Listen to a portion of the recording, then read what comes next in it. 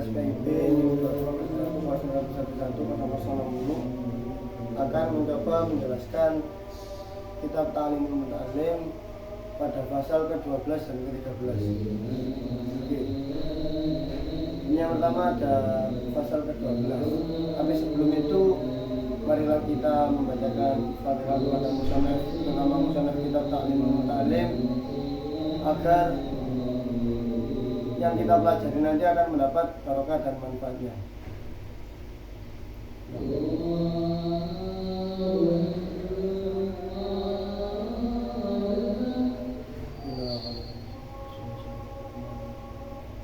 Al-Fatihah.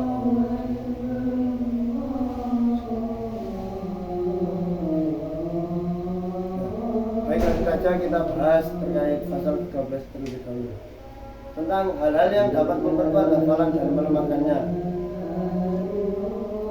Wa aqwa asbabil hifdzil jiddu wal muwadhabatu wa taqlilul ghita'i wa sholatul laili wa qiraatul qur'ani min asbabil hifdzi. Hal-hal yang dapat menguatkan hafalan ialah tekun atau rajin belajar, aktif mengurangi makan, sholat malam, dan membaca Al-Quran. Qila laisa syai'un azyada lil hifdzi min qiraatil qur'ani nadhara wa qiraatul qur'ani nadharan afdal li qawlihi alaihi salatu wassalam afdalul a'mali ummati qiraatul qur'ani nadhara. Dikatakan tidak ada yang lebih menambahkannya hafalan melebihi daripada membaca Al-Quran dan melihat pada mushaf, sebagaimana sabda Nabi Muhammad SAW, amalan umatku adalah membaca Al-Quran dengan melihat. Nah, jadi pada pasal ke-12 ini akan membahas tentang hal-hal yang dapat memperkuat hafalan dan melemahkan hafalan kita sebagai mahasiswa lah, tentunya kita sebagai santri ataupun mahasiswa yang sedang mencari ilmu. Yang pertama tadi adalah tekun atau rajin belajar. Jadi kalau kita ingin mendapatkan hafalan yang kuat, terus kita juga tidak mau ingin hafalan kita kuat dan kita gampang mencari ilmu, kita harus tekun belajar. Yang kedua, aktif mengurangi makan atau kita juga bisa sering berpuasa. Itu juga salah satu hal yang dapat memperkuat hafalan kita. Selanjutnya ada qiyamul lail atau sholat malam tadi. Jadi kita harus sering-sering sholat malam daripada tidur. Alangkah baiknya kita sholat malam agar juga hafalan kita akan kuat ke depannya. Dan terakhir juga ada membaca Al-Quran, hingga Nabi pun memberi amalan bahwasanya amalan umatnya adalah membaca Al-Quran dengan melihat. Nah, jadi sudah dipastikan lah kalau sudah Kanjeng Nabi yang berbicara atau mendiko, ya sudah dipastikan itu adalah hal yang sangat baik yang kita bisa kita tiru. Ra'a Syadadu bin Hakimin ba'da ikhwanihi ba'da wafatihi fil manam. Syadad bin Hakim pernah bermimpi bertemu arwah sebagian temannya yang telah wafat. Faqala li akhihi, lalu dia bertanya, ayyu syai'in wajadtu anfa'u, apakah yang kamu jumpai yang paling berguna? Nah, ini Syadad bertanya kepada temannya yang telah wafat tadi. Kan dia tadi mimpi bahwasannya dia ditemui arwah temannya yang sudah wafat. Nah, saat itu langsung Syadad bertanya,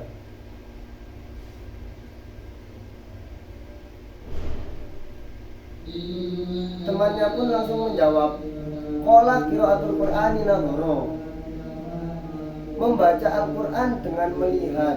Nah, ini kan apa yang kembali berguna. Jadi beliau kan yang temannya Syadad tadi sudah meninggal, dia ini kayak menjumpai kayak hal yang paling berguna ketika dia sudah meninggal. Itu apa sih? Nah, dijawab tadi sama temannya, yaitu membaca Al-Quran dengan melihat. Oke, lanjut. Wa yaqulu inda raf'il kitabi, sebagai santri kalau mengangkat kitab hendaknya kita membaca doa. Gimana doanya? Bismillahirrahmanirrahim, walhamdulillah, wa la ilaha illallah, wallahu akbar, la haula wala quwata illa billahil aliyil azim, al-azizil karim, adada kulli harfin kutiba wa yaktubu abadal abidina wa dahrat dairin. Bismillahirrahmanirrahim, walhamdulillah, dengan menyebut nama Allah, Maha Suci Allah, segala puji hanya bagi Allah.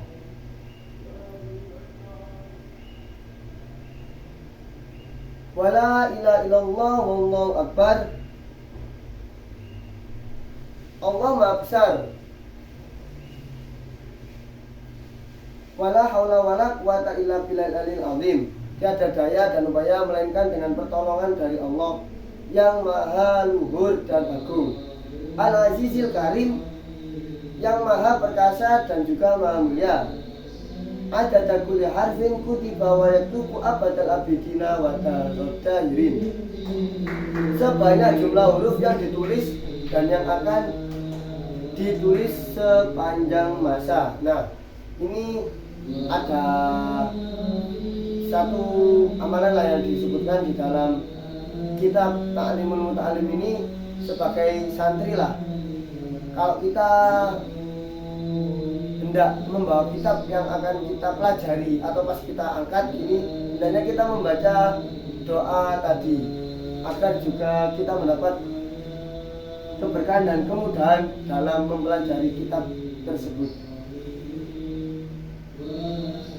Wa yaqulu ba'da kulli maktubatin amantu billahi wahidil ahadil haqqu wahdahu la syarikalah wa kafartu bima siwahu.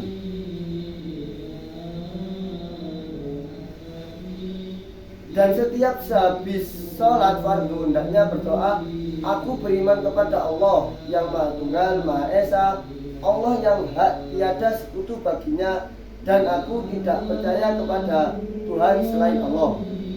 Wa yaghfirus sholata ala nabi alaihi salatu wassalamu fa innahu dzikrul lil alamin. Selain membaca doa-doa tadi, kita sebagai santri alangkah baiknya harus banyak membaca sholawat atas Nabi Muhammad Sallallahu Alaihi Wasallam, karena beliau adalah sebagai pembawa rahmat kepada alam semesta.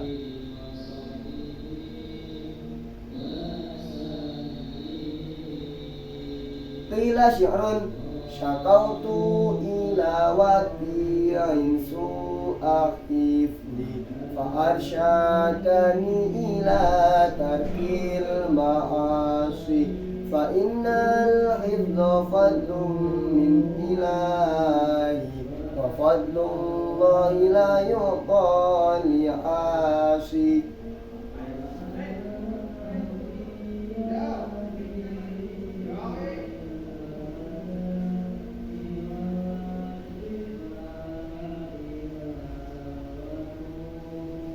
Imam Syafi'i berkata, ku adukan buruknya hafalanku kepadaku Waki', lalu beliau menyuruhku meninggalkan maksiat. Sesungguhnya kuatnya hafalan ini merupakan keutamaan yang diberikan oleh Allah, dan kuatnya hafalan itu tidak diberikan kepada orang yang sering berbuat maksiat. Nah, jadi tadi ada syair yang mengatakan bahwasanya ini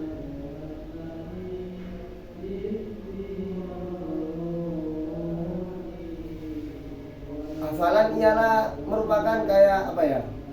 Jadi kalau kita ingin hafalan kita kuat dan juga mendapat keutamaan dari hafalan tersebut, Allah itu sudah tidak memberikan hafalan itu kepada orang yang sering-sering berbuat maksiat. Jadi kita harus sering-sering menghindari kegiatan maksiat agar kita dalam menghafalkan bisa dipermudah oleh Allah Subhanahu wa taala.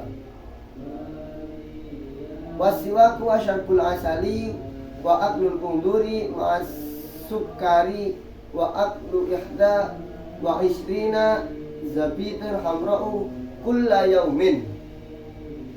Makan kundar kemenyan dicampur madu dan makan 21 anggur merah setiap pagi sebelum makan apa-apa. Juga dapat menguatkan hafalan dan dapat menyembuhkan macam-macam penyakit.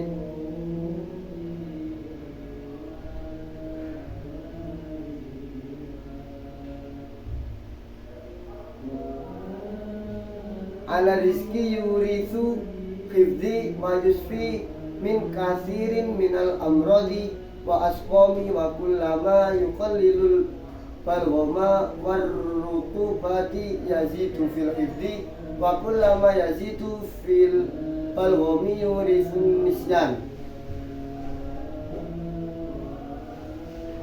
Juga dapat menguatkan hafalan dan dapat menyembuhkan macam-macam penyakit, dan apa saja yang dapat mengurangi dahak bisa menguatkan hafalan, dan apa yang menambah dahak itu menyebabkan namanya hafalan.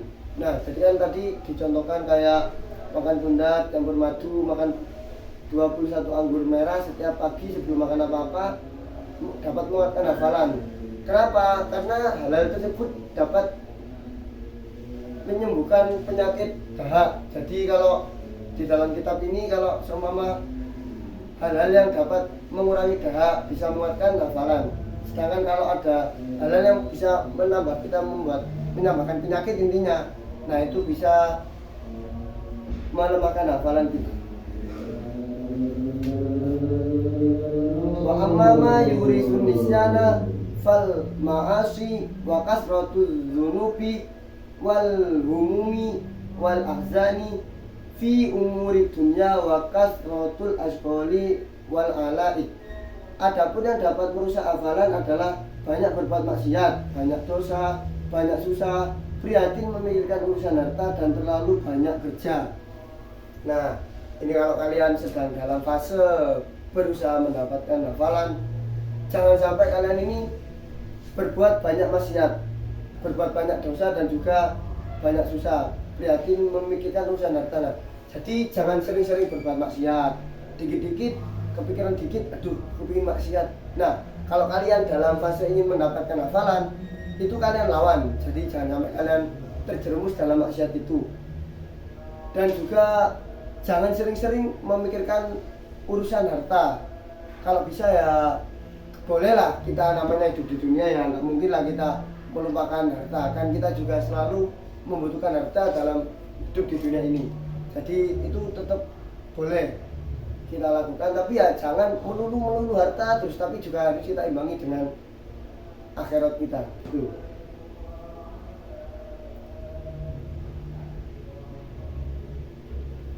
Waqad dzakarna annahu la yanbaghi lil aqili ayyahtamma li amri dunya li annahu yadurru wa la yanfa'u.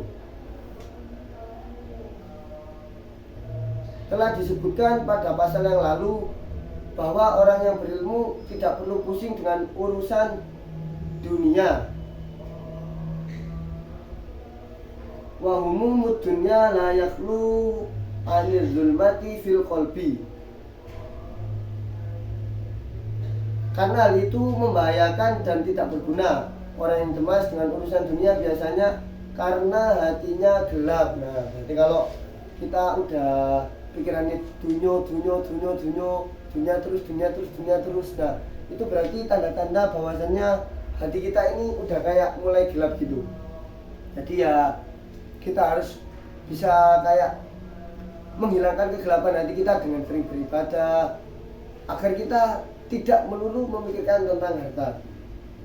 Wa umumul akhiratu la taqlu anin nuri fil qalbi. Orang yang selalu memikirkan urusan akhirat, hatinya bercahaya. Wa yazharu atharuhu fi sholati fa humma dunya yamna'uhu anil khairi wa humma al-akhirati yahmiluhu alaihi. Hal itu pengaruhnya akan terlihat di dalam sholatnya. Nah, jadi kalau orang hatinya gelap, kayak sholatnya gimana ya? Dia itu nggak bisa khusyuk gitu loh. Selalu ada yang dipikirkan aja. Beda kalau udah hatinya bersih, pikirannya benar-benar sholat ini niatnya cuma yang dilatihnya hanya ada Allah gitu, cuma menghadap Allah.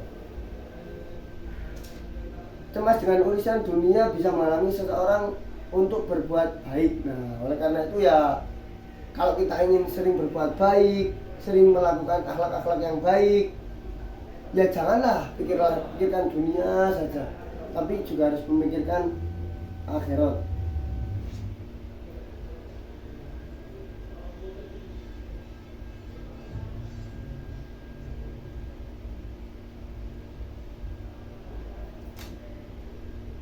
sedang memikirkan urusan akhirat justru mendorong untuk beramal baik. Nah, kita jelaskan lagi ya.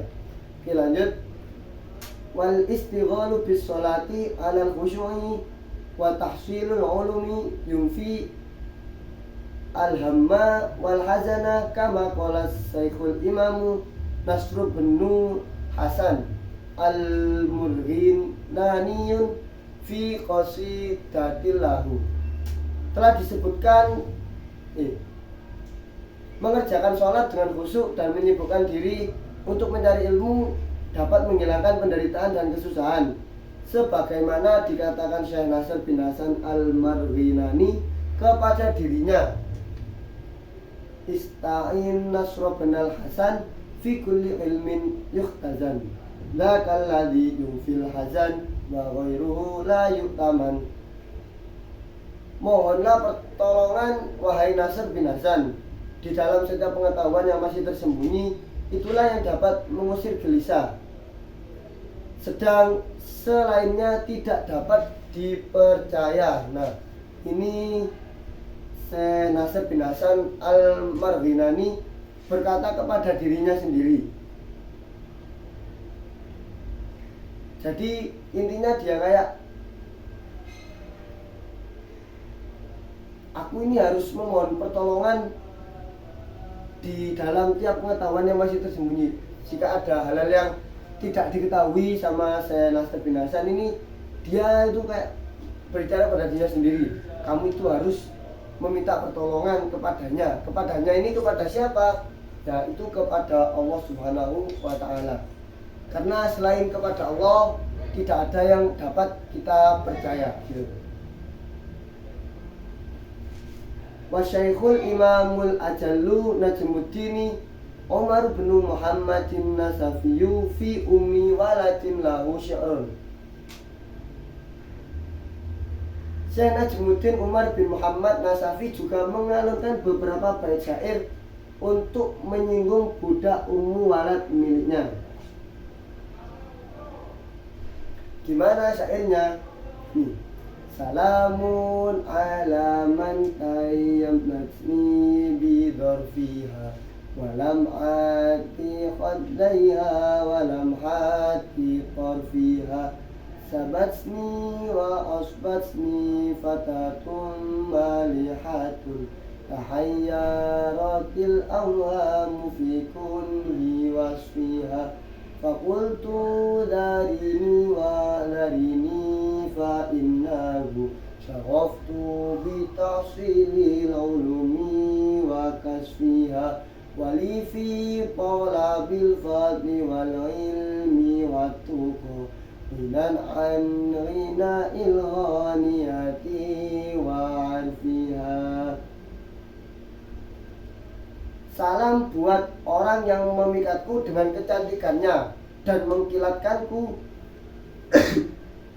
dan mengkilatkan kedua pipinya serta melirikkan matanya.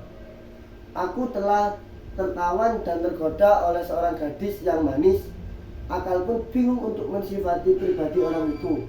Tapi aku berkata, tinggalkanlah aku dan maafkanlah aku karena aku telah terbuai atau sibuk menuntut ilmu dan mendalaminya. Nah, Syekh Najmuddin Umar bin Muhammad Nasafi ini kayak menyinggung budaknya Ummu Walad tadi. Ini ada, beliau ini kayak digoda gitu loh. Digoda kayak ada pernah budak Ummu Walad ini menggoda Syekh Najmuddin Umar. Dengan beliau pernah dipikat dengan kecantikan dan mengkilatkan kedua pipinya serta melirikkan matanya. Nah, ini ada seorang gadis yang cantik menawan, pipinya sangat mengkilat dan ini melirik gitu loh. Lirikannya ini sangat menggoda. Nah, beliau ini hampir tergoda oleh kecantikannya itu. Tapi tiba-tiba beliau berkata, tinggalkanlah aku dan maafkanlah aku karena aku telah terbuai atau sibuk menuntut ilmu dan mendalaminya. Nah, beliau ini menolaknya dengan tidak mau lah. Beliau intinya tergoda dengan urusan dunia lah, kayak kecantikan, terus kenawanan itu tadi kan salah satu contoh dari kenikmatan dunia yang bisa menyebabkan kita tergoda oleh nikmat dunia. Nah, beliau tadi menolaknya, sepurani ya, sorry, nah itu hitungannya. Mohon maaf ya, saya ini lagi menuntut ilmu dan juga mendalaminya. Nah, jadi beliau ini selalu ingat bahwasannya daripada aku tergoda nanti menjerumus kepada urusan dunia, mending aku menuntut ilmu untuk urusan akhirat. Dan itu nanti akan bisa membuat beliau juga melupakan hal-hal keduniaan dengan menuntut ilmu dan mendalaminya tadi. Jadi kalau kita menuntut ilmu, alangkah baiknya kita juga mendalaminya sekalian. Jadi nggak cuma belajar terus lali, lupa. Nah, jangan gitu. Jadi kita harus belajar, kita dalami, kita ingat, kita simpan dalam otak, kita amalkan. Nah, gitu.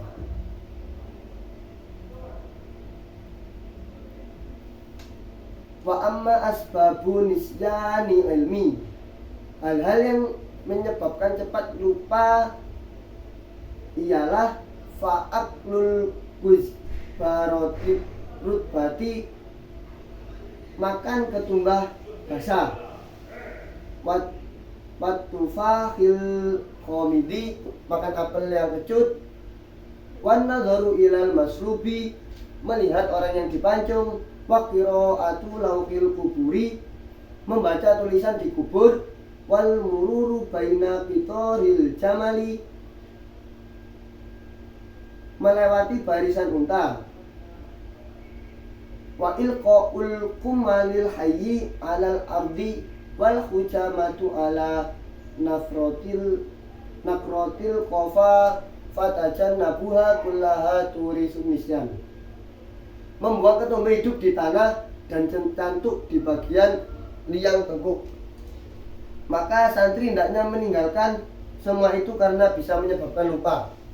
Nah, dalam kitab Ta'limul Muta'alim ini disebutkan ada beberapa hal yang bisa memicu kelupaan seseorang, terutama kita sebagai santri atau mahasiswa yang sedang menuntut ilmu. Yang pertama tadi ada makan ketumbar basah. Nah, jangan kalian makan ketumbar basah karena itu juga membuat kita kayak gampang lupa. Selanjutnya juga ada makan apel yang kecut, melihat orang yang dipancung, membaca tulisan di kuburan. Nah, Mas, gimana nanti Ustadz kalau seumpama kita lewat kuburan tapi kita nggak sengaja membaca? Nah, itu kan kayak konteksnya beda gitu loh. Jadi ya kalau bisa ya dilihat, tapi kan namanya manusia kan otomatis kalau kita melihat gini kan nggak mungkin lah nggak kita simpan di otak terus kita baca, meskipun itu dibaca dalam hati. Nah, tapi kalau bisa ya janganlah ya, ngapain juga ke kuburan melihat survei gitu, ini siapa yang mati tanggal 24 November, oh Sarmini. Nah, jangan gitulah, ngapain juga, mending ya lewat kuburan ya udah lewat aja, nggak usah kita tolak-tolak gitu. Selanjutnya yang bisa membuat kita lupa hafalan, ini ada juga melewati barisan unta, membuang ketumbar hidup di tanah, dan cantuk di bagian yang tengkuk. Nah, apa sih Mas cantuk itu? Nah, cantuk ialah melukai di bagian tengkuk kepala untuk menghilangkan rasa pusing-pusing. Nah, jadi kan seumpama kita ini pusing lah ya. Nah, ini kita cantuk, kita kayak melukai bagian tengkuk kepala, kita pukul-pukul gitulah tengkuk kepala kita agar pusing kita hilang. Itu tidak boleh, jangan ya. Oke, nah itu tadi pembahasan terkait pasal ke-12. Selanjutnya akan kita lanjutkan pada pasal ke-13 tentang hal-hal yang mendatangkan rezeki dan yang menghalanginya, dan yang menambah umur dan yang menguranginya. Jadi ini terkait rezeki ya, rezeki dan umur, pembahasan pasal ke-13 ini. Kan pada pasal ke-12 tadi sudah kita bahas terkait gimana cara kita menyimpan hafalan, menguatkan hafalan, terus agar kita juga tidak gampang lupa dalam hafalan, hal-hal yang kita harus hindari itu apa aja dan kita lakukan apa aja. Nah, selanjutnya ini kita membahas tentang rezeki. Hal-hal yang mendatangkan rezeki itu apa aja sih? Terus yang dapat menghalangi rezeki itu apa aja? akan dibahas pada pasal ke-13 di kitab Ta'limul Muta'alim ini, karangan Syekh Az-Zarnuji.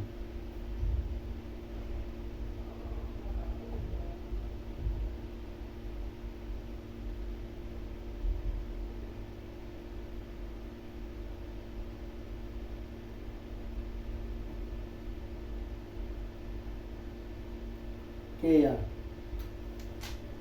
Summa la budda li talibil ilmi minal quti wa ma'rifati ma yazidu fi wa ma yazidu fil umri was sihhati liyatafaragha li talibil ilmi wa fi kulli dhalika sunafu kutuban fa awradtu ba'daha huna ala sabilil ikhtisar. Setiap manusia membutuhkan makanan, maka para santri harus mengetahui hal-hal yang dapat mendatangkan rezeki, juga harus mengetahui apa yang dapat menambah dan mengurangi umur, serta hal-hal yang menyehatkan badan agar leluasa dalam menuntut ilmu. Para ulama menyusun beberapa kitab yang berkaitan dengan masalah-masalah tersebut. Oleh karena itu, marilah kita bahas secara ringkas hal-hal yang di atas tadi di dalam pasal ini. Nah, jadi pokok pembahasannya ini adalah kalau kita kan ingin mendatangkan rezeki, kan kalau kita nggak tahu caranya kan gimana ya, kayak janggal gitu loh. So mama ini kita mau makan, nah ini ada makanan di sini, nah tapi kita nggak tahu cara makannya, berarti ya otomatis kita pasti kan melihat doang. Beda lagi kalau kita tahu cara makannya. Cara makan yang pertama, siapkan tangan, terus kita sasar nasinya, nah gini. Terus kita ambil, kita makan. Nah kan enak gitu loh, daripada sama halnya kalau kita mencari rezeki kita nggak tahu caranya. Caranya mencari rezeki itu gimana yo? Apakah aku harus TikTok? Apakah aku harus mengemis-ngemis? Apakah harus bekerja? Nah kan kita nggak tahu. Kalau tahu kan, oh cara mencari rezeki kita harus kerja. Kerjanya gimana? Kerja yang halal. Nah kan enak gitu loh kalau kita mau melakukan sesuatu tapi kita mengetahui langkah-langkahnya, itu kan pasti akan hasilnya insya Allah bakal maksimal. Oke. Qala Rasulullah sallallahu alaihi wasallam, la yaruddul qadara illa du'a. Rasulullah bersabda, tidak dapat menolak takdir kecuali berdoa. Wala yazidu fil umri illa birru. Dan tidak dapat menambah usia kecuali berbuat baik. Fa innar rajula la yuhramur rizqa bidzambi yusibuhu. Maka sesungguhnya orang laki-laki bisa terhalang rezekinya karena dosa yang dikerjakan. Sabata bihadzal hadisi annar tikabal dzambi sababu khirmani rizki khususon al-kadhibu yurisul faqru.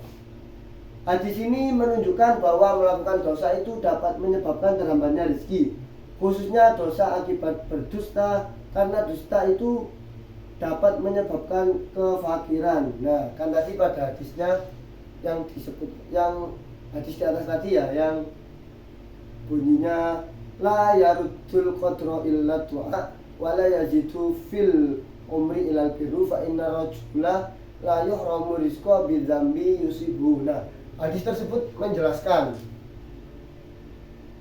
bahwasanya tidak dapat menolak takdir kecuali berdoa. Jadi ya doa itu selalu akan dikabulkan gitu loh. Jadi ya kita juga tidak bisa menolak takdir, kita tidak bisa menghindari takdir. Jadi kita ya harus menerima takdir. Tidak dapat menambah usia kecuali berbuat baik. Nah, berarti kalau kita ingin menambah usia dengan yang baik, ya kita lakukan hal-hal yang baik agar semakin tua ini kita nggak semakin gimana ya, nggak semakin jelek gitu loh. Jadi kita harus ada upgrade tiap hari. Seumpama hari ini kita sudah melakukan 50%, berarti kedepannya harus kita lakukan 60%, selanjutnya juga 70%, 80% gitu. Jadi kita tiap hari juga harus ada upgrade diri. Dan juga laki-laki itu bisa terhalang rezekinya karena dosa yang dikerjakannya.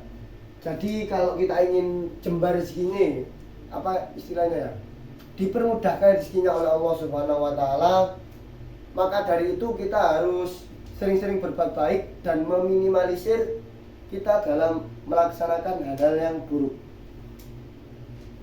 Wa qad warada fihi haditsun khossun.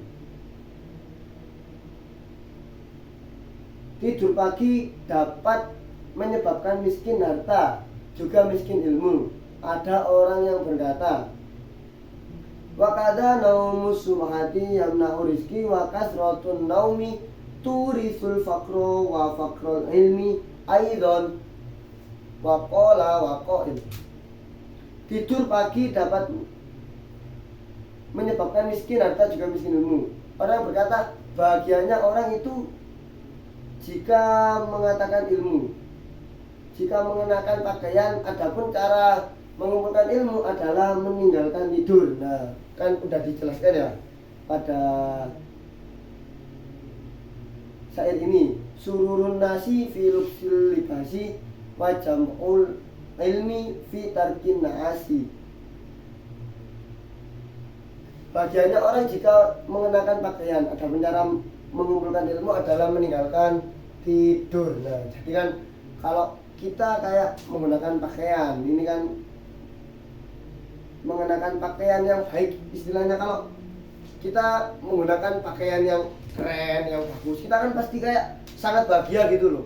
Sama halnya dengan kalau kita ingin mendapatkan ilmu atau mendapatkan rezeki, kita ya tinggalkan tidur, kita aktivitas, kita belajar, kita bekerja. Jangan cuma tidur, tapi mengharapkan rezeki yang banyak. Oh ya, tidak bisa gitu kan, Busu. Tidak begitu ya. Hadis ini menunjukkan bahwa melakukan dosa itu dapat. Selanjutnya waqala, penyair berkata, alaisa minal khusroni anna layaliya. Bukankah termasuk kerugian bila malam-malam dibiarkan berlalu tanpa guna? Tamurru bila naf'in wa tuhsab minal umri. Padahal malam itu dihitung termasuk jatah umur.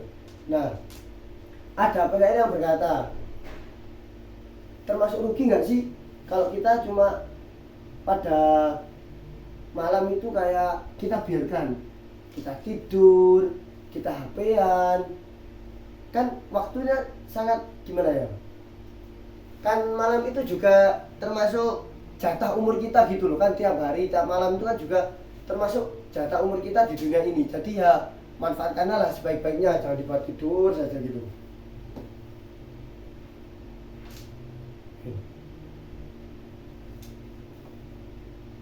Waqala kumil laila ya hadal la'allaka dursyatu ila kam tanamul laila wal umru yang fatu.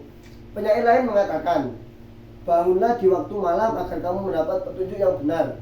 Betapa lamanya kamu tidur, sementara itu umurmu semakin habis. Nah, ini ada kayak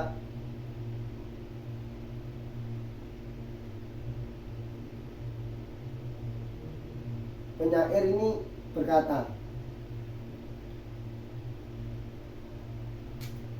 bangunlah tidur di malam agar bangunlah di waktu malam agar kamu mendapatkan petunjuk yang benar. Nah, maksudnya bangun malam yang mulai ini ya bukan kita bangun terus kita petunjuk. Oh iya, jadi pas mimpi dapat petunjuk kalau aku sekarang main Mobile Legends nanti rankku akan naik sampai mythic, musuhnya gampang-gampang. Aduh, wah, jangan bangun itu ya. Maksudnya bangun ini kita lakukan sholat malam, kita tahajudan, kita sholat taubat, kita sholat hajat, sholat tasbih dan sebagainya lah. Yang penting kita bangun malam ini untuk kita niatkan ibadah gitu. Wa naumu uryanan wal baulu uryanan wal aklu junuban wa muttaqian ala jambi wa tahawunu bisuqatil ma'idati wa hazu qasil fasoli wa saumi wa kansul baiti. Termasuk yang dapat menghambat rezeki ialah tidur dengan telanjang, kencing dengan telanjang, makan dalam keadaan junub, dan makan sambil bersandar di atas lambung, membiarkan makanan yang terjatuh, membakar kulit bawang merah dan putih, menyapu rumah.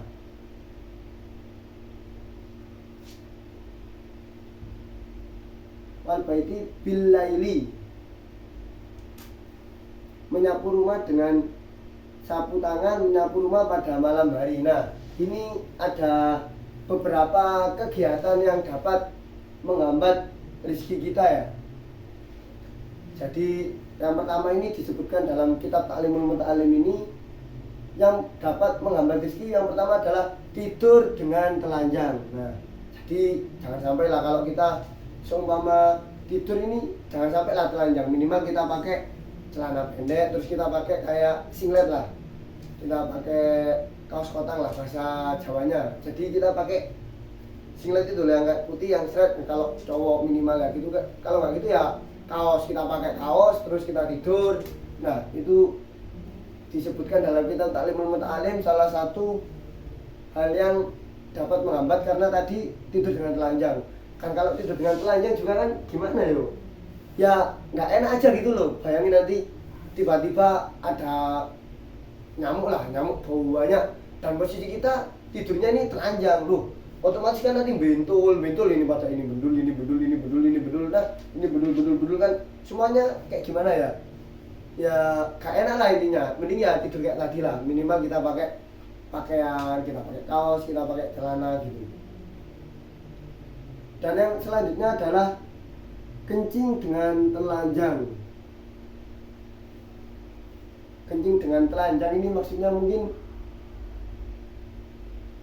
gimana ya? Kalau kencing gak telanjang juga ya, oh maksudnya kalau kita kencing ya kita sisakan lah, maksudnya kita kayak pelorot dikit gitu loh. Apa ya, pelorot bahasa Indonesianya ya, kayak kita pelorot dikit gitu, jadi nggak langsung los-losan gitu. Beda lagi sama halnya kalau pas mandi ya, otomatis telanjang.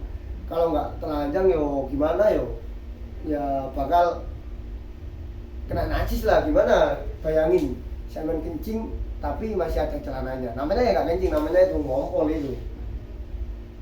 Selanjutnya hal yang dapat menghambat rezeki adalah makan dalam keadaan junub. Nah, ini juga jangan sampai dilakukan lah. Seumpama kita kan ini mau kuliah jam 6.30, terus mau kuliah 6.30. Ini kita seumpama ini habis subuh ini kita tidur lagi lah, kalau bisa jangan. Tapi ini bayangkan gitu saja. Terus kan subuh paling selesai jam 4 lah, jam 4. Terus kita tidur. Terus nggak sadar setelah pas tidur itu tadi kita junub. Ya kayak belum kita bersihkan gitu loh. Yang kita keluarkan tadi yang ada besarnya, nah itu belum kita bersihkan. Terus kayak kita, wih jam ini mepet tapi aku belum sarapan, aku aduh junub lah, malah kayak aku nanti kalau pada junub kan pasti nggak cukup ini, aku nanti nggak sarapan nantinya, aku sakit. Nah janganlah langsung tiba-tiba makan, nah jangan gitu ya.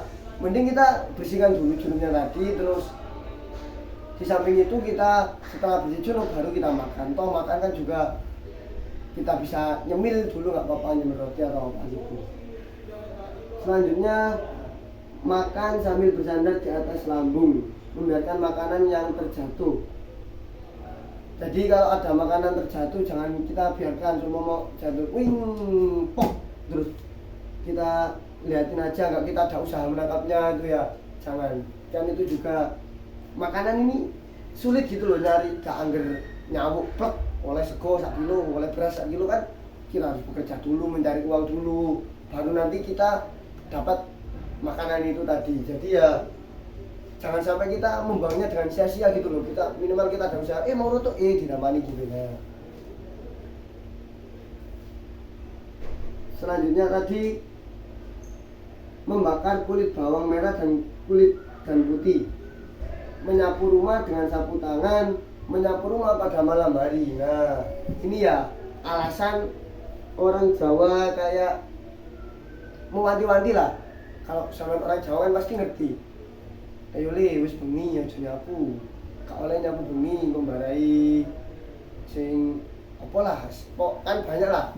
Ada yang bikin rezeki ini seret. Nah, berarti orang tua dulu itu juga kayak nggak syukur jeplak gitu loh, nggak angger bicara, nggak cuma omong kosong. Dan dibuktikan di kitab Ta'limul Muta'alim ini juga dijelaskan bahwasannya hal itu memang bisa menghambat rezeki kita gitu. Oke, lanjut.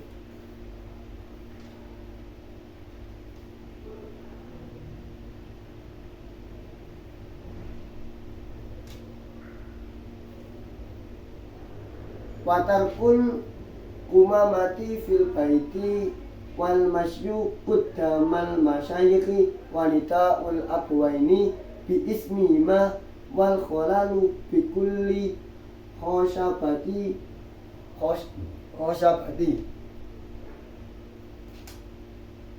Nah, membiarkan sampah di dalam rumah, berjalan di muka orang tua, memanggil kedua orang tua dengan namanya.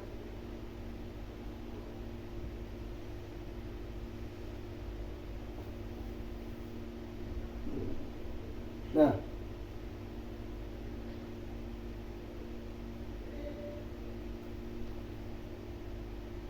membersihkan makanan tersisa di celah-celah gigi dengan sembarang kayu, membersihkan dengan debu, duduk.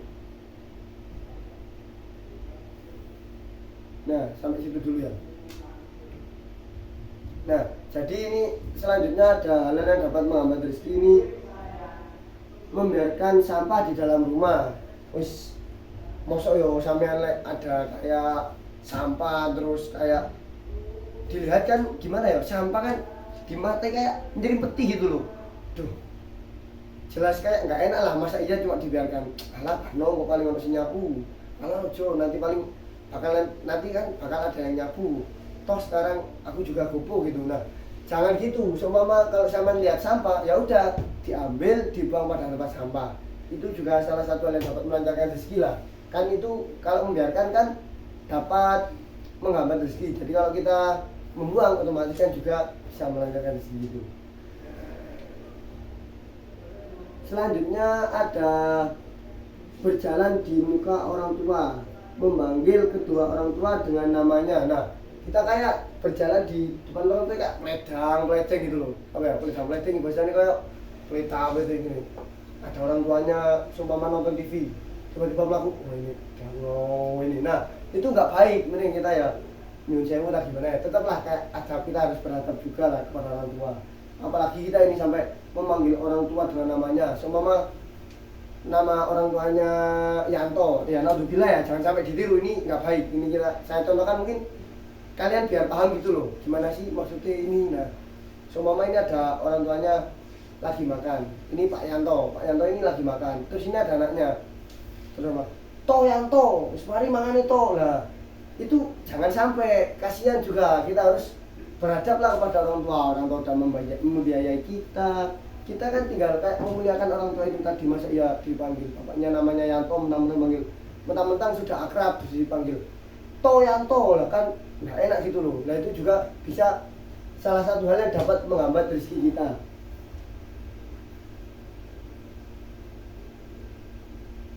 Membersihkan makanan-makanan tersisa di celah-celah gigi dengan sembarang kayu. Nah, jadi ya jangan asal membersihkan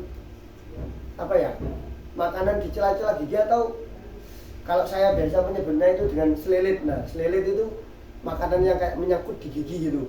Nah, kita tidak boleh membersihkan pada sembarang kayu. Maksudnya ya kayak tiba-tiba ada pohon hidup, kita langsung kita ambil, kita buat selilit gitu kan. Kasihan, mereka juga kan hidup, jangan dipotes gitu loh kan, ada sendiri kayak tusuk gigi. Nah, pakai itu aja, ngapain susah-susah.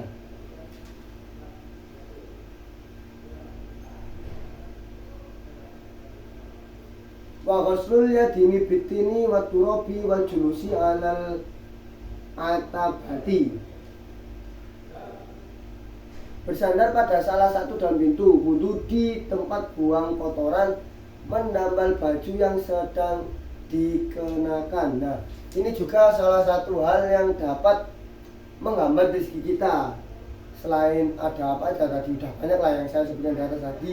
Terus ini juga ada kayak membersihkan tangan dengan debu, duduk di muka pintu. Jadi kayak, nah ini juga kayak adalah istilah orang Jawa. Kalau dulu saya pas kecil ya, itu dibilangin ojo lungguh tengah lawang, barai bojone gak teko. Istilahnya kayak barai bojone gak teko-teko. Kalau gak gitu pas hujan-hujan, ojo lungguh tengah lawang le, ojo lungguh tengah lawang, barai kena bledek. Nah berarti ini juga orang dulu itu kayak istilahnya kayak, kalau kita pikir paling alah maksud iya sih mungkin gitu kan, tapi kan kita dulu sebagai anak kecil juga percaya gitu loh.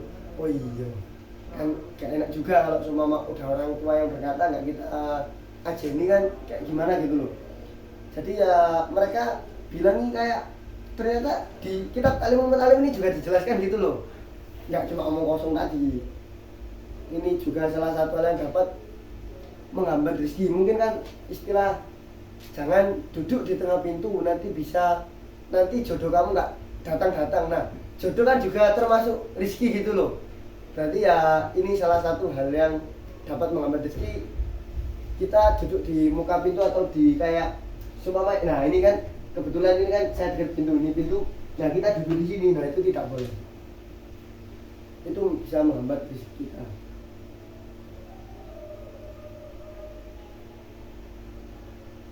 Wal ittika'u ala ahada zawjayil babi wa tawaddu'u bil mabrazi wa khiyatatu sawbi ala badanihi wa tajfiful wajhi bisawbi wa tarku baitil akhkabuti fil baiti wa tahawunu bis shalah. Nah, wudu di tempat kotoran ini juga tidak, tempat wudu di tempat buang kotoran. Nah ini juga salah satu hal yang dapat menghambat rezeki kita. Kan biasanya ada di masjid-masjid itu ada tempat wudu ditulisi dilarang kencing. Nah itu berarti menunjukkan bahwasannya kita ya jangan kencing lah. Karena itu juga di dalam kitab Ta'limul Muta'allim dijelaskan bahwasannya hal tersebut bisa untuk menghambat rezeki kita. Terus menambal baju yang sedang dikenakan. Nah seumpama ini jas queen lah. Nah ini jas saya ini seumpama bolong segini lah, gede, bolong gini. Nah terus ini emang kan wajib ditambal. Nah tapi cara menambalnya ini jangan dikenakan, kita lepas dulu, dilepas. Nah setelah dilepas nanti baru kita dondomi. Apa ya, dondomi itu kayak kita jahit, kita tempel gitu. Mengeringkan wajah dengan baju, membiarkan rumah laba-laba di dalam rumah, dan menyepelekan sholat. Nah kita juga dilarang kayak mengeringkan wajah dengan baju. Biasanya kan kalau seumpama kita habis olahraga pasti nanti kan aduh gede, nah banyak dikit, nah terus kan, nah kita usap-usap gitu.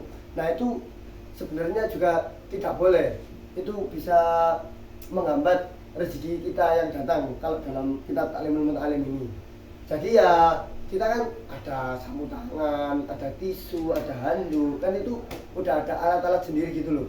Baju kan juga buat kita berpakaian, ngapain buat bersihin gitu loh. Kecuali kalau dalam keadaan sangat darurat banget, tapi kalau bisa janganlah.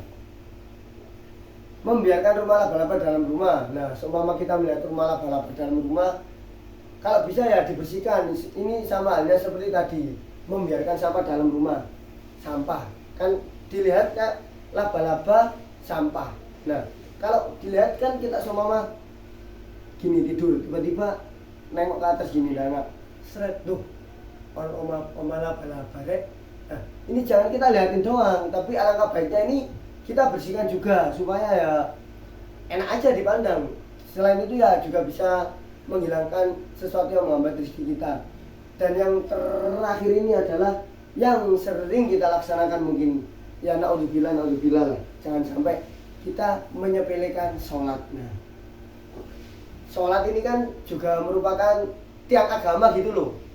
Sholat ini sudah tiang agama, jadi ya jangan sampai kita sepelekan. Seumpama zuhur masuknya jam 11.30, 11.39, 11.36 lah. Nah, ini ada Allahu Akbar, Allahu Akbar, Allahu Akbar, Allahu Akbar. Nah, terus kita ini posisinya main game, tuh maju.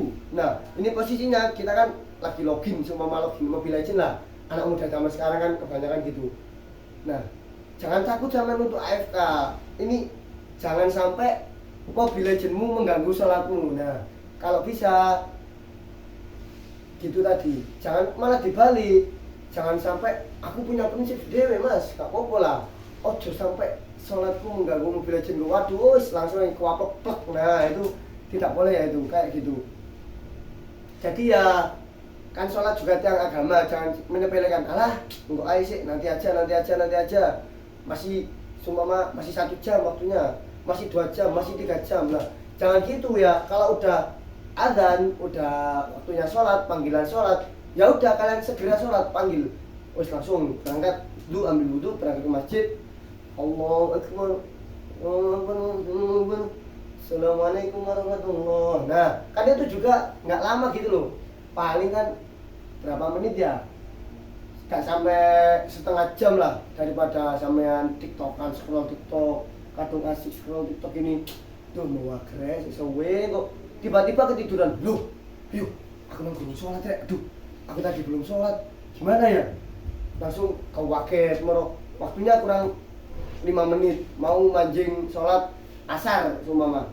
Terus Allahu Akbar, baru 1 rakaat sudah Allahu Akbar, udah ada asar lah. Kan kayak gimana yo?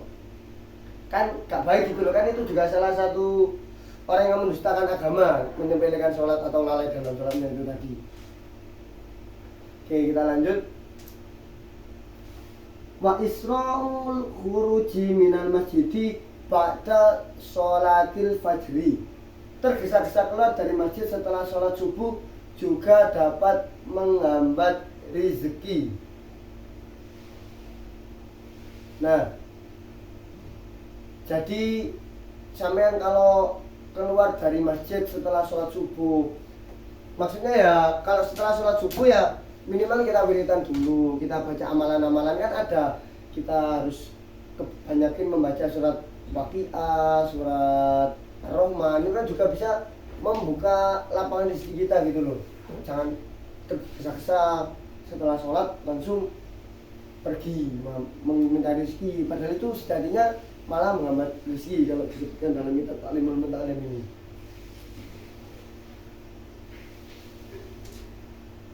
Wal ibtikaru fi dzabi ila sauqi. Nah, jadi selanjutnya hal yang dapat menghambat rezeki ada terlalu pagi pergi ke pasar. Tapi gimana ya? Malah di tempat saya itu orang-orang ini mencari rezeki, apalagi kalau ke pasar ya. Saya kan lumayan dekat lah rumahnya dari pasar. Itu kadang jam 2, jam 1 itu udah pada datang ke pasar gitu loh. Nah, mungkin mereka kayak mendapat lapak, kayak agar gimana yo, sudah ada urf lah, ada tradisinya mungkin di daerah tersebut gitu. Tapi mungkin ini yang dimaksudkan enggak kita pergi ke pasar dalam untuk berjualannya, mungkin pas belanjanya. Nah, kalau belanjanya ya ojo pagi-pagi lah. Mungkin itu yang pagi ya biar buat yang jual-jualan ini masih menata-nata dulu, kita kasih mereka fresh, kita kasih hiburan, jangan langsung kita serbu gitu. Tapi ya itu tadi, kalau bisa ya jangan pagi-pagi ke pasar, minimal kita sholat subuh dulu jamaah, kita baca amalan apa, terus baru kita pergi ke pasar. Toh juga nanti kalau masih pagi segitu insya Allah barang-barang di pasar juga masih banyak lah, nggak habis. Jadi ya santai aja lah, bolo santai itu kawan.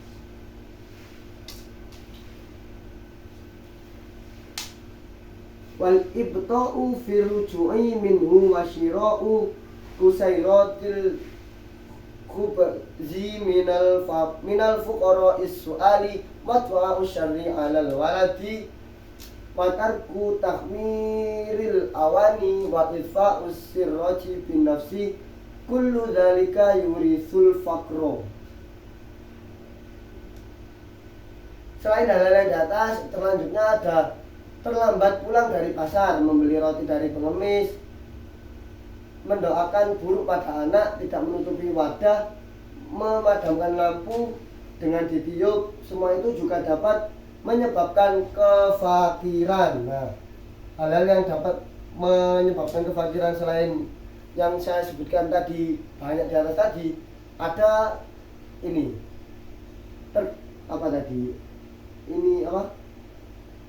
terlambat pulang dari pasar. Jadi kalau di pasar yo jangan lama-lama gitu loh, ya wis setelah kita kan di rumah kan sudah pastilah kita rancang untuk belanja opo ae, lombok 1 kilo, gedang goreng 10.000, terus wortel 1 kilo, iwak lele 1 kilo, ayam 1 kilo, tomat 1 kilo. Nah, ya udah kalau udah ketemu itu targetnya blek, langsung kita tujui. Dan di mana sih yang jualan cabai? Oh, di sini. Jualan ayam, oh di sini. Nah, setelah kalian sudah mendapatkan semua itu, ya udah kalian langsung pergi aja, jangan terlalu lama-lama ke pasar. Mungkin ini saya bisa menyimpulkan gimana ya? Terlambat pulang dari pasar. Kan kalau otomatis kalau kita terlambat pulang, padahal target kita yang pertama tadi yang mau kita beli ini sudah kita beli semua. Berarti kan kalau terlambat beli kan kita kayak terpikat gitu. Yang awalnya ingin beli lombok, terus beli cabai, tiba-tiba tengok kanan, serowet, loh kok murah, kok apik lah ini, didemek-demek, terus kita beli. Maju lagi mau beli tomat, tapi sebelum ada tomat ada kayak orang yang jualan sepatu. Wih, sepatu ini kok kilo-kilo, kok glowing ini, sepatu ini kok mengkilap. Kita demek, tiba-tiba kita ambil lah. Kan itu juga menghambat rezeki. Ya gimana gak menghambat wong awalnya targetnya kita beli 50.000, gara-gara tambahan-tambahan tadi jadinya 100.000. Nah itu kan juga otomatis itu tadi. Mending ya kita pasar target tadi, terus kalau udah dapat barangnya ya wis pergi gitu. Membeli roti dari pengemis, mendoakan buruk pada anak. Nah, jangan sampai kita mendoakan buruk pada anak, ini juga bisa membuat kayak menghambat rezeki kita. Tidak menutupi wadah, memadamkan lampu dengan ditiup, semua itu juga dapat menyebabkan kefakiran. Nah, kan tadi kan salah satunya juga ada tidak menutupi makanan yang ada wadahnya, tidak tutup gitu loh. Seumpama ini ada apel, ada semangka, udah kita kupas del. Nah, kita masukkan mangkok terus. Nah, ini ada beberapa, terus nggak kita tutup plek. Nah, gini maksudnya nggak kita tutup ini juga bisa menghambat rezeki kita. Kan kalau katanya dulu kan kalau makanan nggak ditutupi nanti dipani dasin gitulah. Kalau kata orang tua saya dulu ya. Ya ini selain menakut-nakut ya kembali lagi. Emang kalau kita pelajari, kita dalami ajaran-ajaran orang dahulu, orang-orang Jawa, orang-orang sepuh-sepuh itu ya emang ada manfaatnya gitu loh. Nggak cuma omong kosong terus cuma ngeden-ngedeni kita, menakut-nakutin kita doang. Ya enggak, itu memang sebenarnya itu ada manfaatnya. Mungkin kita kan karena masih kecil, menurut mereka paling belum waktunya paham, jadi ya dipahami dengan cara yang lain itu tadi, seperti ditakuti atau apa gitu.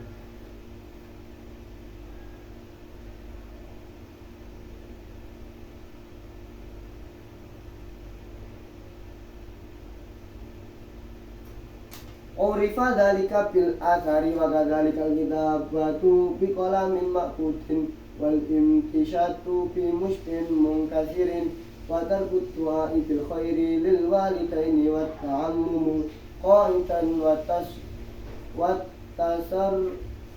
tasarrulu qa'iman wal bukhlu wa taqdiru wal israfu wal kasal wa tawani wa ta'awunu bil umuri kullu dhalika yurisul faqra.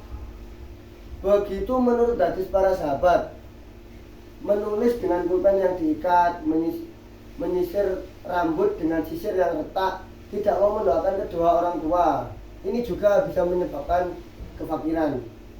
Mengenakan surban sambil duduk, mengenakan celana sambil berdiri, kikir terlalu hemat, terlalu berlebihan, menunda atau meremehkan segala urusan, semua itu juga dapat menyebabkan kefakiran.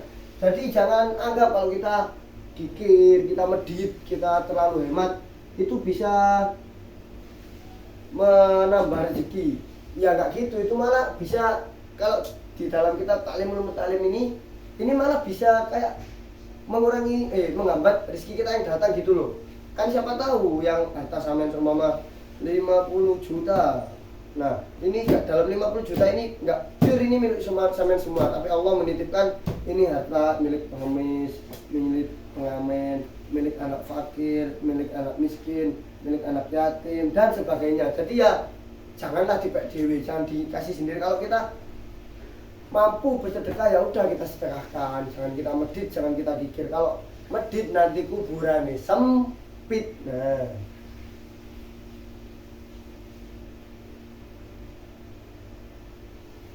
oke, qala Rasulullah sallallahu alaihi wasallam, istangzilur rizqa bis shadaqati. Nah, Rasulullah sallallahu alaihi wasallam bersabda, memohonlah kalian akan turunnya rezeki dengan bersedekah. Nah, Rasulullah SAW aja memberi ajaran lah kepada kita, kayak kita didudui, ditunjukkan gitu loh. Ini loh caranya memohon, kalian memohon rezeki itu caranya begini. Begini gimana maksudnya? Yaitu dengan bersedekah itu tadi.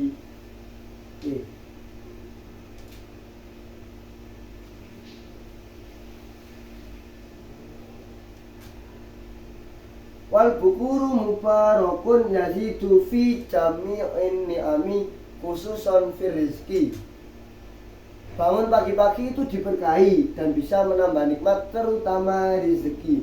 Nah, jadi kalau kita bangun pagi, nah itu merupakan sarana yang bisa membuat kita menambah rezeki gitu loh. Kan otomatis kalau kita bangun pagi kan nanti ya, kalau kita bangun pagi berarti kita sudah sholat, tahajud, sudah sebagainya. Terus kan enak kalau istilahnya kan nanti rezekinya nggak dipatok ayam. Dipatok ayam ini maksudnya ya direbut-rebut oleh orang lain. Meskipun rezeki ini ada takaran masing-masing, tapi kan alangkah baiknya kita jangan bermalas-malasan. Jangan sampai ya rezeki ini ya diperebutkan, memang ada takarannya. Tapi kan kalau seumpama ini ada makanan lah, ini makanan yang masih fresh, masih baru matang. Nah ini jatah kita. Nah terus ini kita nggak mau mengambil ini, seumpama ini sampai bayangkan makanan tadi ini rezeki. Nah terus kita ini padahal ini udah takaran kita, udah jatah kita, tapi kita malah tidur, kita nggak ambil. Nah karena nanti ada orang lewat seret, loh apa ini? Pada makanan, pada rezeki, daripada nggak tak ambil, daripada basi itu kan daripada basi ya udah mending tak ambil gitu loh. Jadi ya kalau udah ada takarannya, meskipun ya teteplah kita bangun pagi, jangan bangun kesiangan, apalagi nggak sampai kayak subuhan atau apa. Ya kita bangun pagi, kita persiapan sholat, terus kita menebar ke dunia dengan mencari rezeki itu tadi.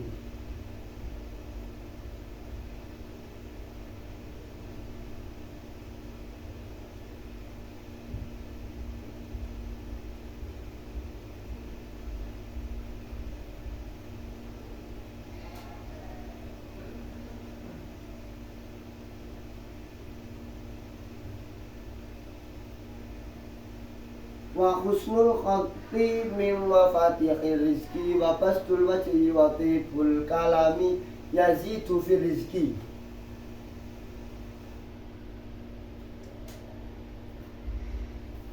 Tulisan yang indah, bermuka ceria dan berbicara yang baik juga dapat mendatangkan rezeki. Nah, jadi kalau tulisan yang indah, kita muka ceria, berbicara yang baik, kan kalau seumpama inilah, seumpama tulisan yang indah, kita bayangkan tulisan yang indah, jadi kan otomatis nanti ada lah job untuk apa, nulis kaligrafi atau apa, bermuka ceria dan berbicara yang baik. Maksudnya kan kalau kita enak ke orang, terus seumpama kita mukanya ceria, kita menyenangkan, membuat orang nyaman, kan orang kayak senang gitu loh. Oh enak rek ambek iki tiba yo iso kayak ngene, golek ono apa-apa tak kabari arek Kalau ada apa-apa nanti seumpama ada job atau apa, kayaknya enak deh berpartner sama anak ini. Mungkin nanti akan aku kasih, aku ajak kerja. Nah, itu kan salah satu langkah untuk kita mendapatkan rezeki itu tadi. Wa an Hasan bin Ali radhiyallahu taala anhuma kun sal fina'i wa ghuslul ina'i mujalibatun lil ghina. Hasan bin Ali radhiyallahu an berkata, menyapu halaman dan mencuci pakaian bisa mendatangkan rezeki, dan sebab paling kuat untuk mendatangkan rezeki adalah sholat dengan khusyuk. Nah, di lain hal yang tadi bahwa saya sebutkan tadi, sudah berapa? Wis pokok 5 lebih lah, itu udah banyak yang mulai dari jangan membiarkan sampah di rumah, terus jangan membiarkan laba-laba di rumah, jangan menyapu pada malam hari, menyapu dengan sapu tangan, terus banyak tadi. Nah, ini yang menurut saya paling penting lah, cara agar kita rezekinya terbuka atau tidak sempit rezeki, lapang rezeki kita, ya ini kita sholat itu dengan khusyuk. Kita sholat cuma bertujuan dengan Allah, kita pikirannya Allah aja, Allah Akbar, terus tuh utami mau minta sahur, tuh mari kita ndungane listrik wis menit minta wae ngisi. Nah, jangan gitu lah, Allah Akbar ya udah wis, dalam hati ini juga Allah ya. Terus pikirannya ini benar-benar cuma Allah gitu loh. Jangan memikirkan yang lainnya. Itu salah satu kita dapat melapangkan rezeki.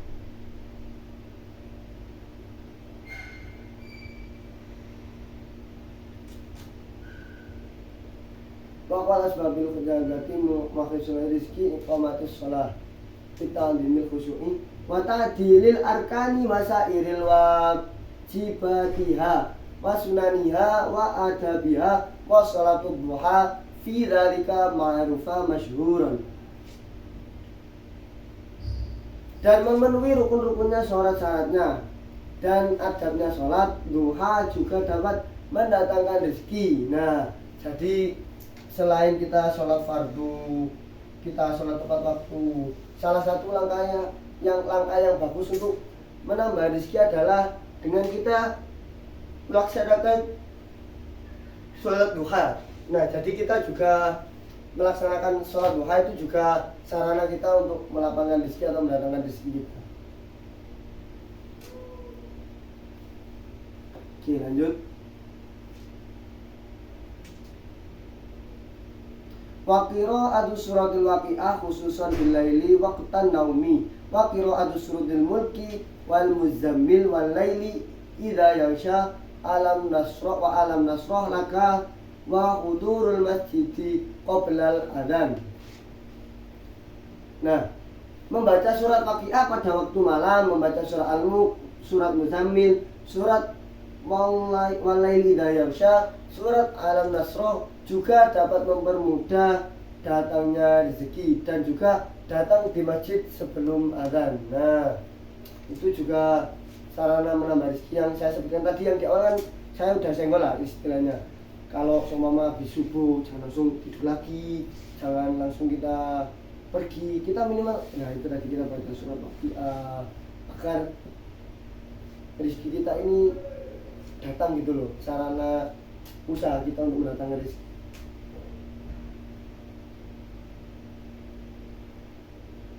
Wal mudawamatu ala taharati wa ta'u sunnatil fajri wal witri fil baiti. Nah, datang di masjid sebelum adzan terus menerus dalam keadaan suci, melakukan sholat sunnah fajar dan witir di rumah juga dapat melapangkan rezeki. Nah, udah banyak kan ya tadi sarana mendatangkan rezeki, salah satunya juga datang di masjid sebelum adzan terus menerus dalam keadaan suci. Jadi kita daimul wudu, kita jaga kesucian kita. Kalau bisa seumpama ada orang mau seumpama perang sepantaran lah, mau apa kabarnya bolo plek, jangan sebenarnya bolo, saya mempunyai wudu, mohon maaf saya mempunyai wudu. Nah, jadi ya itu lebih baik kayak kita kayak gitu kalau kita ingin rezeki kita melimpah gitu loh. Jadi ya daimul wudu lah, kan kalau kita suci otomatis kan gimana ya, pikiran hati kan kayak enak gitu loh. Jadi kita lebih suci, nanti kalau mau sholat ya sholat, ya kita mendapat keutamaan, kita bisa menjaga kesucian itu tadi.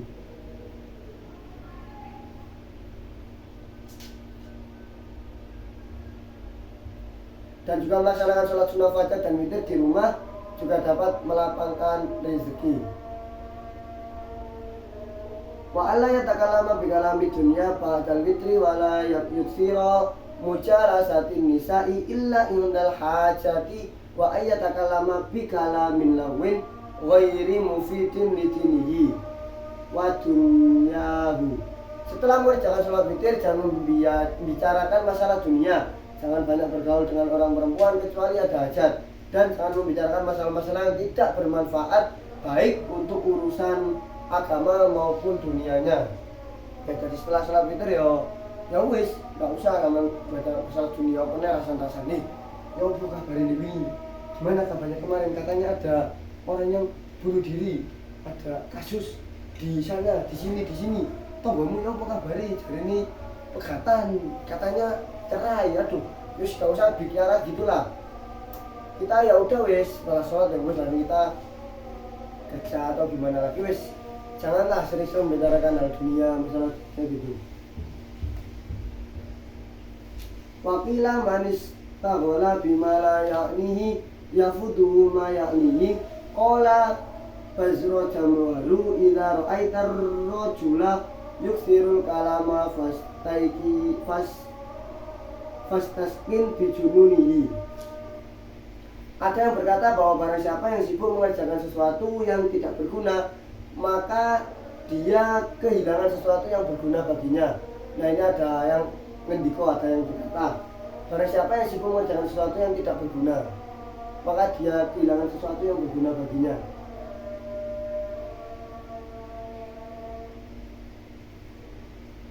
Nah maksudnya kalau seumpama ada hal yang tidak berguna itu gak perlu kita lakukan atau gak perlu kita kerjakan, tapi malah kita kerjakan, itu malah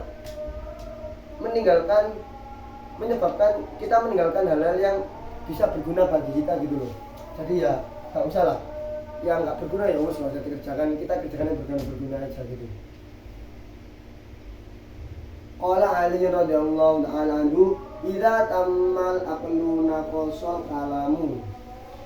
Imam Basro Jambar berkata, jika kamu melihat orang yang banyak bicara, maka ketahuilah bahwa dia adalah orang gila. Nah, ini juga kan apalagi kita nanti sebagai calon-calon guru, kita sebagai santri istilahnya. Kalau seumpama kita nggak perlu berbicara, ya wis, nggak usah ngomong, ya meneng aja. Kalau seumpama kita nggak andil, nggak ada hak dalam bicara, terus kita meskipun kita bicara gak guna, ya wis, nggak usah dibicarakan. Kita bicara yang seumpama penting-penting saja. Kalau kebanyakan bicara malah kayak orang gila menurut Imam Basro Jambar dalam kitab Ta'limul Muta'allim ini.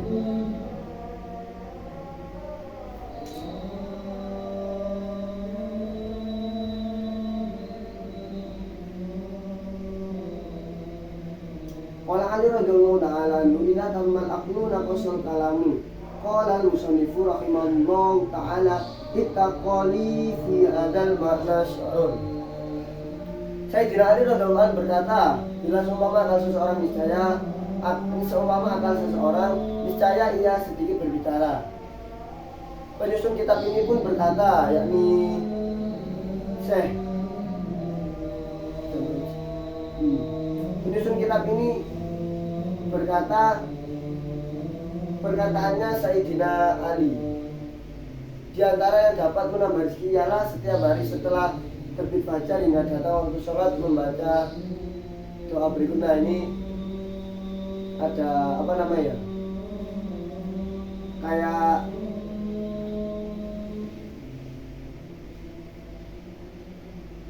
ada syair, idza tamma aqlul ma'i kullan kalamu wa'ikin fi hungkil ma'i kana musira faqala akharu an-nufu zainun wasukutu salamatun idza nadaqtu fala takum miksaran ma inna tinta ala sukutil mardo walaqad nadimta ala kalami mirara.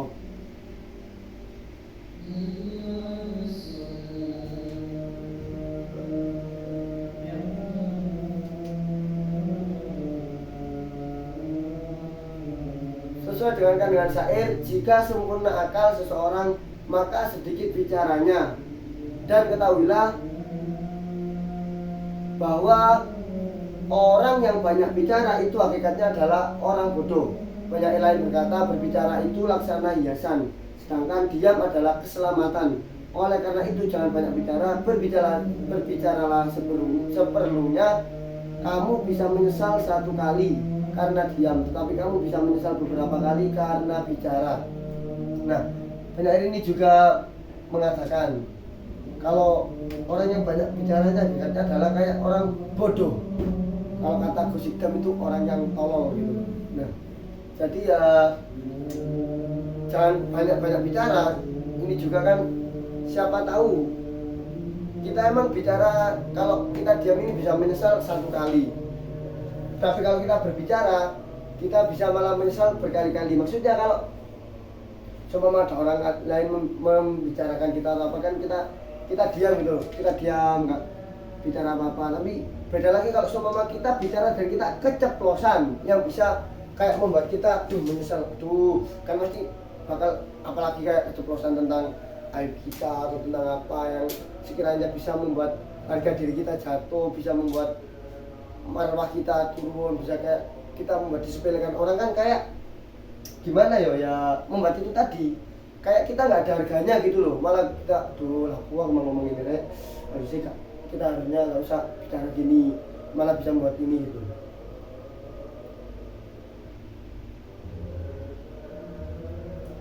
Oke.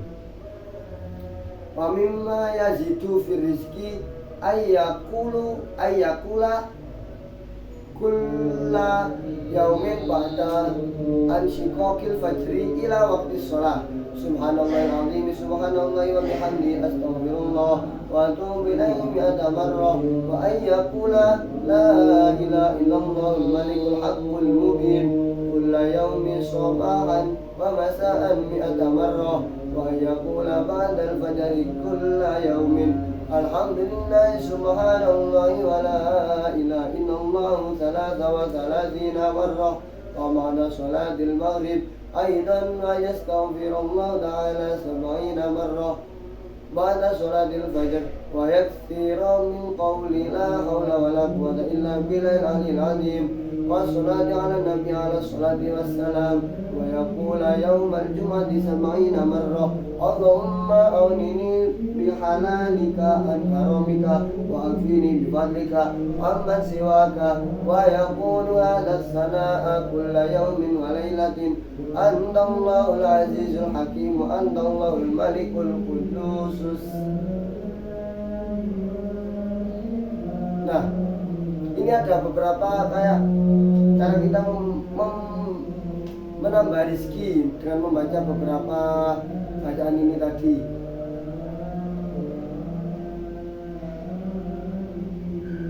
Nah, ini kita membaca subhanallahil azim, subhanallahi wa bihamdihi, astaghfirullah wa atubu ilaihi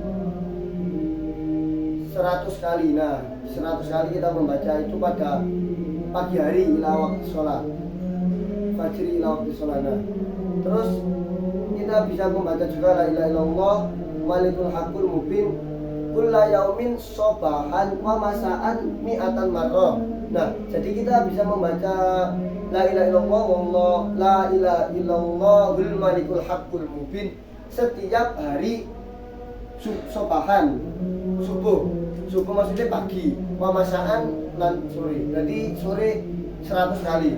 Terus kita bisa membaca wa ayyakula, dan kita juga bisa membaca ba'dal fajri kulla yaumin, setelah fajar setiap hari, alhamdulillahi wa subhanallahi wa la ilaha illallah salasan wa salasina marrah,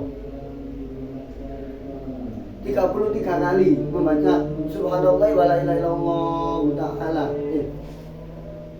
Ya, subhanallah.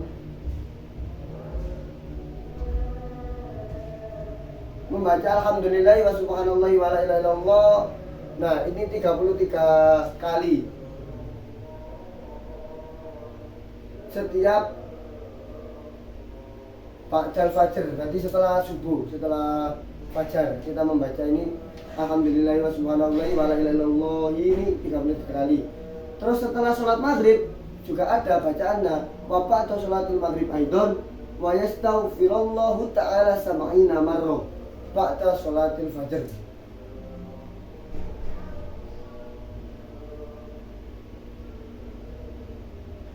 Kita membaca istighfar kepada Allah Ta'ala sab'ina marrah.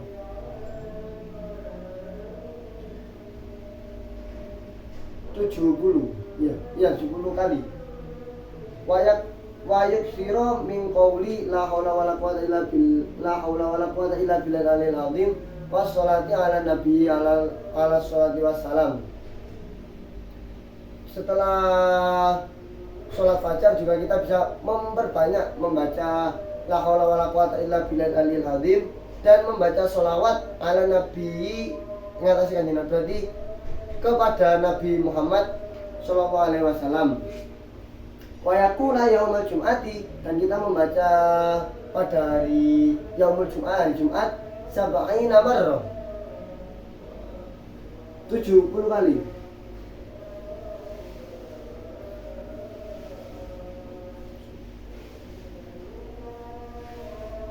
Ya.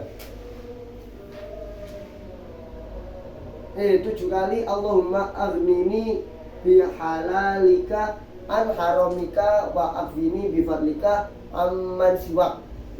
Wa yaqulu hadza sana'a kulla yaumin wa lailatan annallahul azizul hakim annallahul malikul quddus.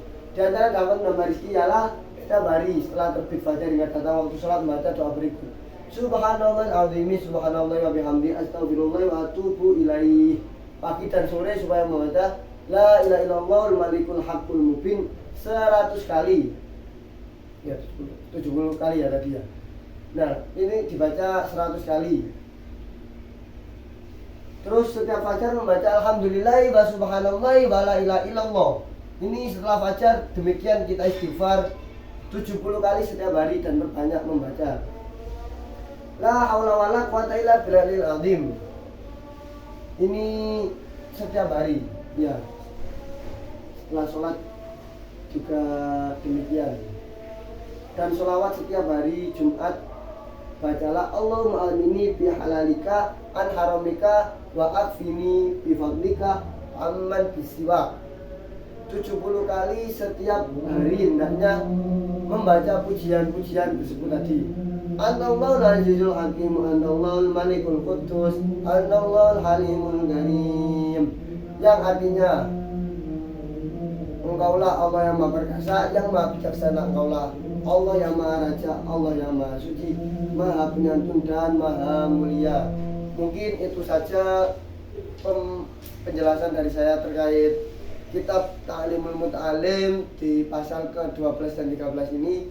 Bila mana ada kesalahan atau yang tidak mengenakan pada hati panjenengan sedoyo, atau ada hal-hal yang sekiranya mengganjal, atau ya saya mohon maaf sebesar-besarnya jika ada kurangnya, ada yang menyakiti perkataan saya kurang pas atau gimana, mohon maaf sebesar-besarnya. Sekian, terima kasih. Itu tadi pembacaan kitab saya untuk melaksanakan tugas UTS dari mata kuliah Etika Profesi Guru Pendidikan Agama Islam. Sekian, wassalamualaikum warahmatullahi wabarakatuh. Rabbana fa'na bima 'allamtana rabbi 'allimna alladhi yanfa'una rabbi faqihna wa faqihna wa darabati lana bidinina subhanakallahumma bihamdika asyhadu an la ilaha illa anta astaghfiruka wa atubu ilaik.